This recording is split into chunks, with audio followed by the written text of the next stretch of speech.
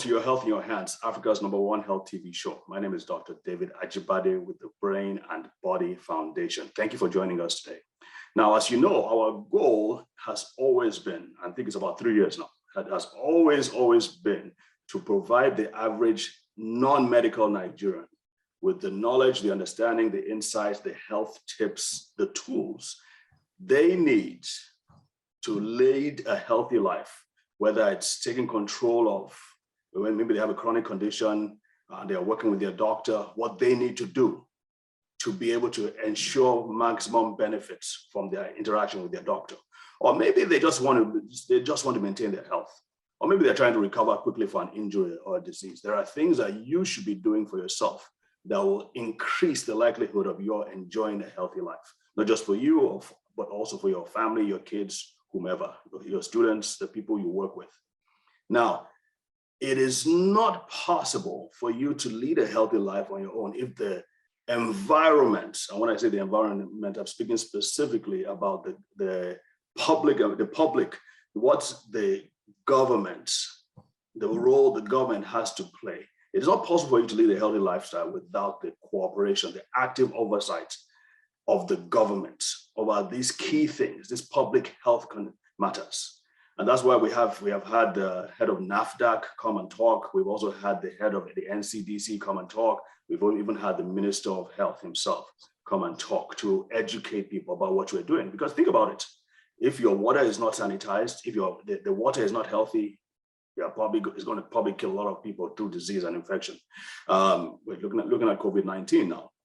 If things aren't under control, if the government doesn't come in and put in strict measures, many people would probably have lost their lives or been very sick and have long-term effects. So it's very important that we also, while we're trying to take control of our health, we also understand and appreciate the role the government has to play in these matters. And that's why we're very, very, very privileged to have on our show today the Executive Secretary of the National Health Insurance Scheme, NHIS, Professor Mohammed Sambo. Professor Mohammed Sambo. We appreciate you making the time to do this. Let's get right into it. I remember when I was in medical school many, many, many years ago, if a patient had a problem, they had a surgery or they had a medical procedure to undergo, if they didn't have the money themselves, they have to call their family and friends and beg and look around, and everybody put money together and they'll pay for their treatment. I remember when I was a house officer in Bomosho, then it was called Baptist Medical Center of Bomosho. Now I think it's called Bowen. But that road, Bomosho and Loring Road, used to be the busiest roads, probably than the most dangerous because of a lot of accidents. And people would, over and over again, people come to the emergency room with severe injuries, and they would have to say, we need blood. And of course, we didn't have enough blood in the blood bank, so we would have to have the villagers all donate their blood. And as soon as we say we need blood like this, they're all running away. But bottom line is that people had to fend for themselves when it came to paying for their treatment. How far have we come since then? Thank you very much. If you look at the basic pillars or the building blocks of the healthcare delivery system, there are about 6 of them. One of them is leadership and governance. The other one is human resource in healthcare. The third one is service delivery.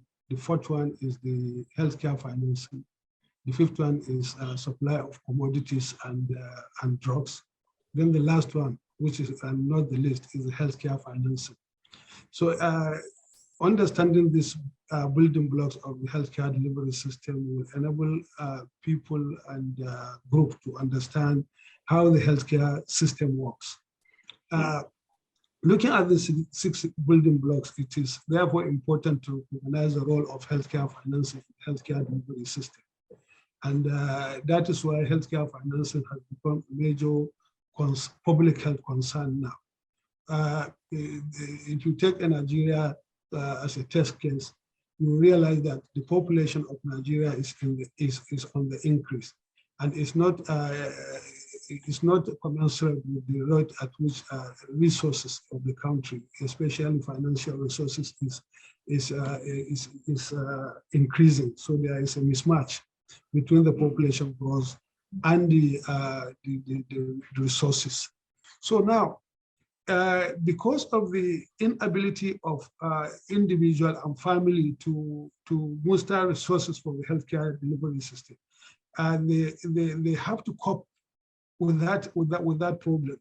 If somebody is in, he will have to look for money. If he has that money, he will go and pay for the services. If he doesn't have the money, he will go and look for a brother or sister who can help him to be able to put the medical bills. Then if nobody in the family, he might go and sell his assets just in order to have healthcare delivery services. And a situation whereby somebody who is agrarian, who is living in a rural community, will not afford to pay for the healthcare services, and nobody in the family or in the community can assist him, he will have to go into a situation of selling his precious asset, like a farmland. And when he sells his farmland this year, next year he will not have any farm to farm and get a means of livelihood. So there is healthcare delivery process of seeking for healthcare has a capacity to push people into a vicious cycle of disease and poverty and disease and ill health. And in fact, in some community, it has been the situation is so bad when you go to a place like rural China, where people will have to even sell their daughters for them to be able to settle medical bills. So given this background, then what are the various options that are available for mobilizing funds for healthcare delivery services? The one that is very popular is the general tax revenue, whereby government will do. Sorry, Prof. We're going to have to take a short break at this moment to do that. But I do want you to hold that thoughts, because we're getting into the real meat of this matter now. How to generate how you're going to generate the money so that this problem of people selling their organs or precious commodities to stay alive does not have to come to pass. So just hold that thought, and folks, we will be right back after this short break.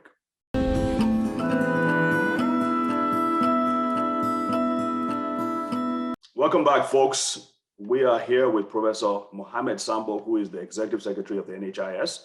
We are talking about how his agency is seeking to offset and help people be able to have proper insurance for their medical bills and medical challenges. Go ahead, Prof. We're talking about raising funds for this. Yeah, one of the major ways of raising funds for healthcare delivery services is general tax revenue. General tax revenue is a mechanism whereby government conduct a budget year in, year out, and out of the budget, proportion of it will go into the healthcare delivery services. Number two, healthcare fund can be obtained from donors, which we would call donor financing, whereby international development partners will come and put their money in the healthcare delivery system.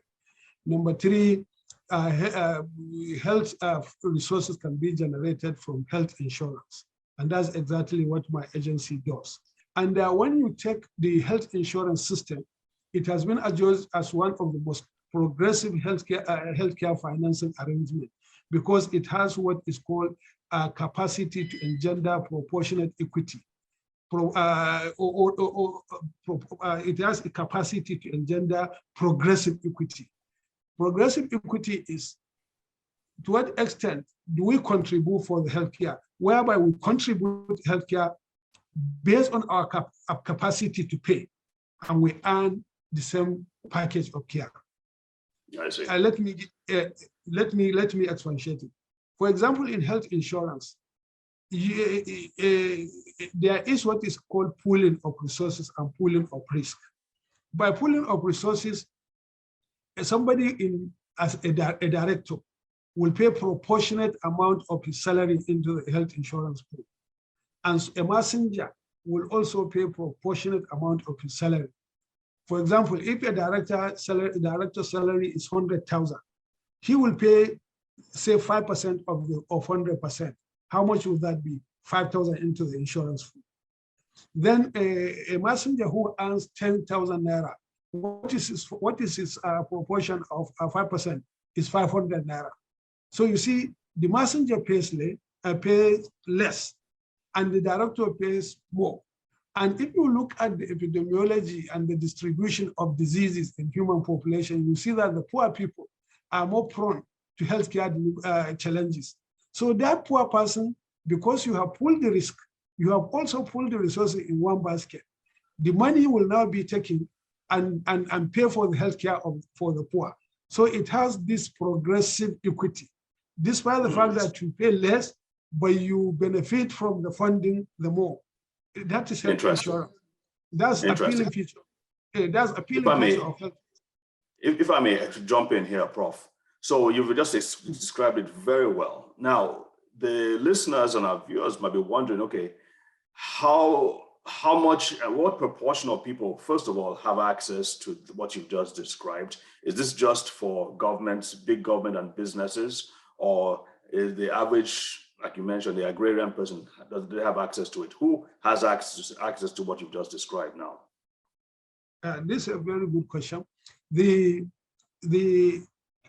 is what is called Universal Health Declaration, Universal Health, US Universal Health Coverage.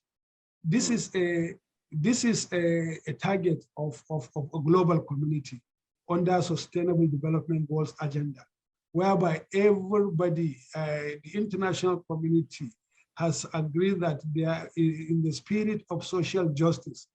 Everybody should have access to basic healthcare services. And the best way to guarantee attainment of universal health coverage is when you have a very robust health insurance arrangement. And in that health insurance arrangement, there is stratification.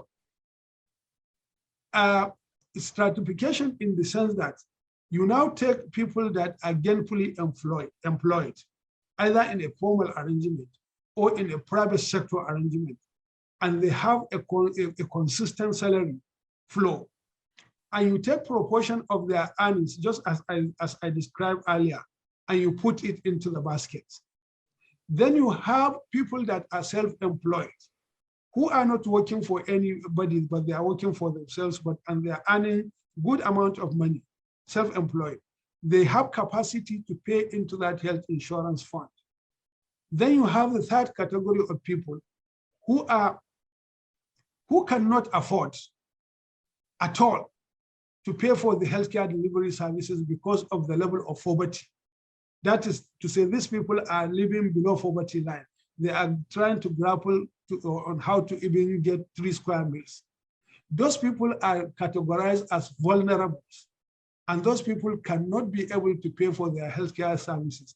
So government and other arrangements can come to support in paying the fees for health insurance for those vulnerable in the spirit of attainment of universal health coverage. So the health insurance scheme is supposed to be for everybody.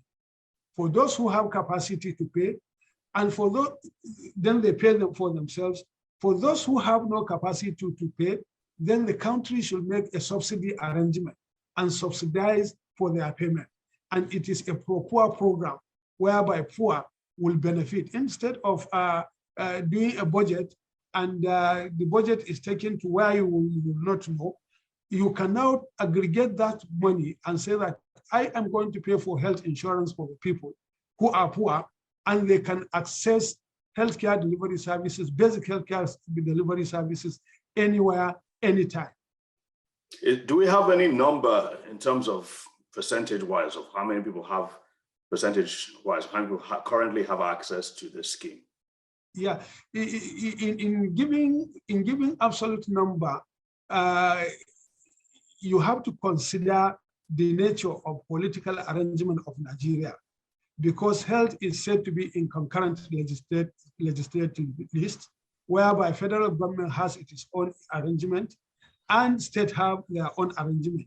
Ideally, at the beginning of the national health insurance system, everybody should have come into the health insurance system and bring and ensure that the employees of the federal government, the employees of the state government, and the employees of the local government come into one pool. Then you now bring the private sector. You now then bring the self-employed. Then you now bring the vulnerables. So, but because of the decentralized nature of our political system, whereby states have their own autonomy, you now have a situation whereby we have the national health insurance scheme at the center, and you have state health insurance agencies at the sub-national level.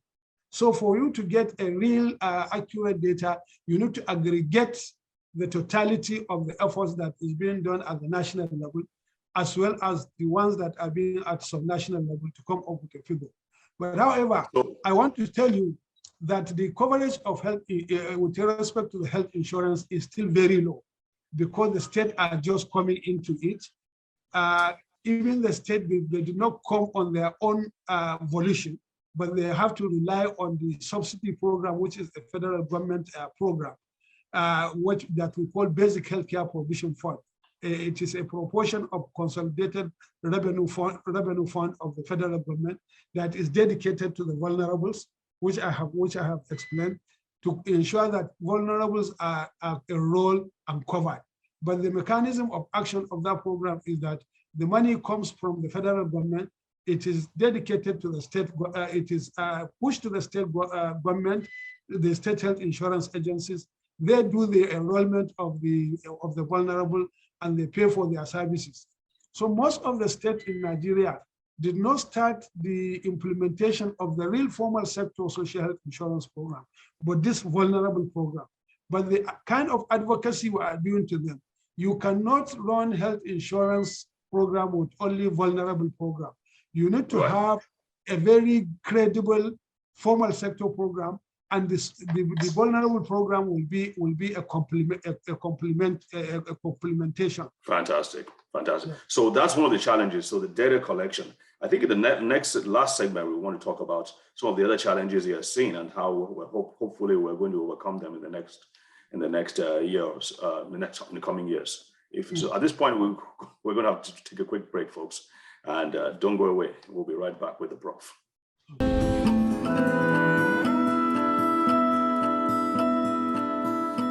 All right, welcome back, folks. I'm here with Professor Mohammed Sambo, the Executive Secretary of the National Health Insurance Scheme. We're talking about the challenges of insuring Nigerians, and we're going to talk about the successes as well. Go ahead, Prof. Let's talk about those challenges. Yeah, last 1.5 years when we came to the National Insurance Scheme, the challenges were so enormous that Mr. President had to set up a committee to investigate what were the causes of the myriad of challenges that bedeviled the organization.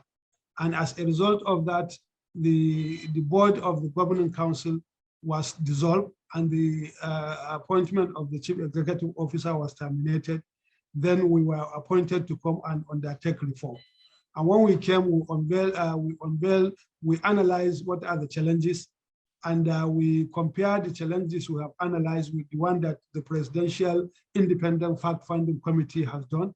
And they categorize problems into different domains. There are problems that has to do with the law establishing the National Health Insurance Scheme, which is not mandatory. And for you to have work towards universal health coverage, you need to have a mandatory law. And the government has asked us to do everything possible to ensure that the law is amended to be mandatory. There are numerous issues that has to do with governance and human resource. We also had so many operational issues that has to do with the enrollees, with the slow pace of the penetration of the health insurance, because there were no credible programs that will bring informal sector, which is larger than the formal sector, into the system. So having aggregated all those challenges, we now unveil what we call a 3-point rebranding agenda in order to be able to confront all those challenges frontally. And this rebranding agenda is anchored on 3 pillars. Number 1, restoring value system to make the National Health Insurance Scheme credible and result-oriented organization. Number 2, engendering transparency and accountability in the operations of the health insurance. And number 3, to accelerate the drive toward attainment of universal health coverage. We swung into action. We deconstructed those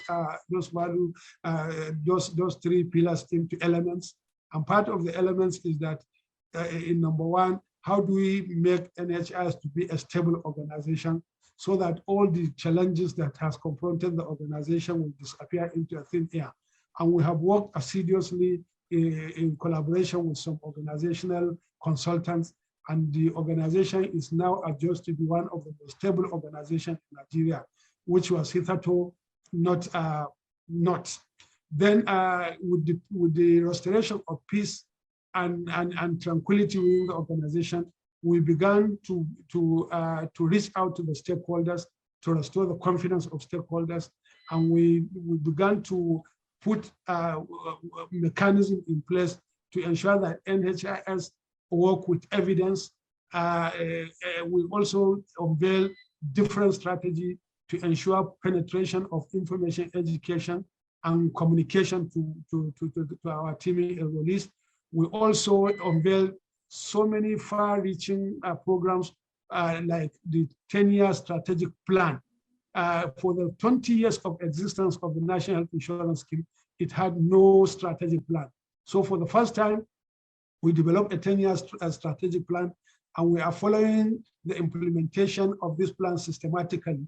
Number 2, we have created a program that will expand access to the social health insurance in Nigeria. One of them is implementation of group, individual, family social health insurance program, so that as an individual you can come into the NHIS, as a family you can come, as a group or association you can come. In fact, it is our vision that through this gift program, many philanthropists will come and support people that are indigent and vulnerable to pay for their premium. International donor agencies can come and identify some group of people, like say an international agency that is working with a group of people with disability can come and pay premium for them and benefit from the benefit package of health of NHIS.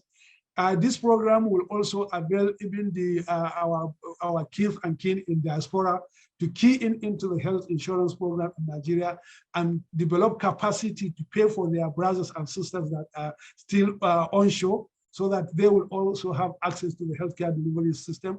So this gift ship program has been launched by the Honorable Minister of Health, and people are getting to embrace it en masse. So with this program, we are said to we have created a slogan that nobody is leaving no one behind in the healthcare delivery, in the health insurance. Then we have also made a gigantic effort to ensure that we automate the entire business process of the National Health Insurance Scheme.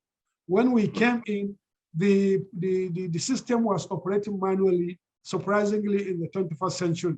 But we swung into action to develop a credible infrastructure, ICT infrastructure that is of international standard.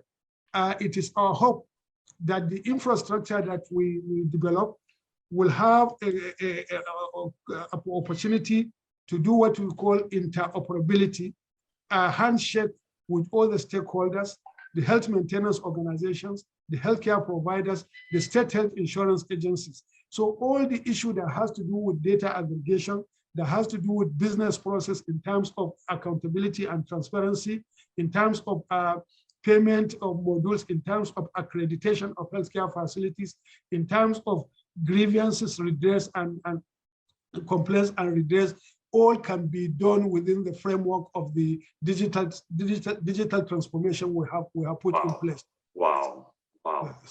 That's extensive. Prof. That's fantastic. I think the key things, I mean, I have to commend you on this whole grand plan to do this, because one of the key things I hear about this is the communication, getting the word out as much as possible so people can know about it. And then two is the data, being able to integrate and collect this data and make sense out of it. So I think that's absolutely huge. I know that what you're doing is so much more than that, but we definitely wish you the very, very best in achieving these long-term goals. I know you will not be here to see, I mean, you will not be in that position to see the fruit of your labor, but I know you'll be very, very happy about it. So we have to end at this point, but if you want, is there any final word that you want to share with us, with our viewers before you leave, sir? Okay, my final word is that hitherto people have lost confidence in the National Health Insurance Scheme. But with the massive reform that is going on, I think people should closely look at what is going on in the National Health Insurance Scheme and create some level of confidence and join us. And they will never regret joining the health insurance. In fact, yesterday, I read a paper that the retirees of former National Prison Service Correctional Center, they want to get out of the pension. They are calling for president to take them out of the pension scheme and bring them into the National Health Insurance Scheme. This has gladdened my heart, and this has a clear testimony that people are looking at what we are doing and they are ready to do business with us. Thank you very much. Fantastic, fantastic. Congratulations, Prof. That shows that your work is going well. So folks, we're going to have to end it here. We definitely are going to have to have Prof back to talk to more to us about insurance. But at this point, our time is up.